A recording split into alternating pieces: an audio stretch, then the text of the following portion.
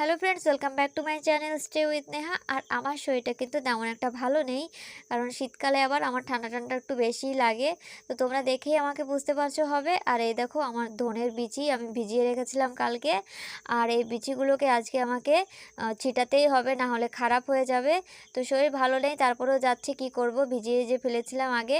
আর আমি 2-3 দিন আগেই কিন্তু কুয়োর পাড়ে মাটি খুঁড়ে রেখে এসেছিলাম, আর সেখানেই কিন্তু এই বিচিগুলোকে বোনাতে হবে। আর জায়গাটা অনেক ভালো, আর কুয়োর পাড়ের মাটি কিন্তু অনেক বেশি সুন্দর হয়।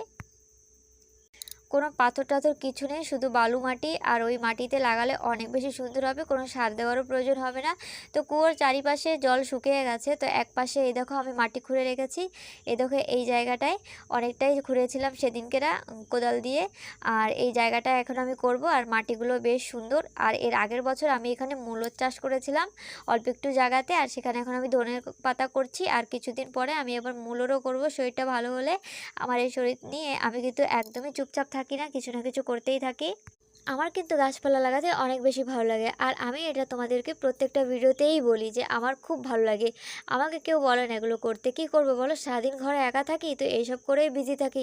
না হলে না আমার অনেক চিন্তা হয়, অনেক টেনশন হয়, আমি ডিপ্রেশনেও গিয়েছিলাম এই জন্য।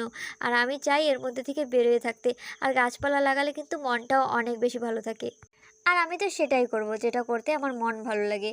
তার জন্য আমি সবজি গাছ লাগাতে থাকি। আর শীতকালে তো ধনেপাতা লাগাবো না এমনটা আমার হতেই পারে না। আমি প্রত্যেক বছর শীতকালে আমি ধনেপাতা লাগাই, আর অনেক সুন্দর হয়। আর আমার ধনেপাতা খেতে কিন্তু অনেক বেশি ভালো লাগে।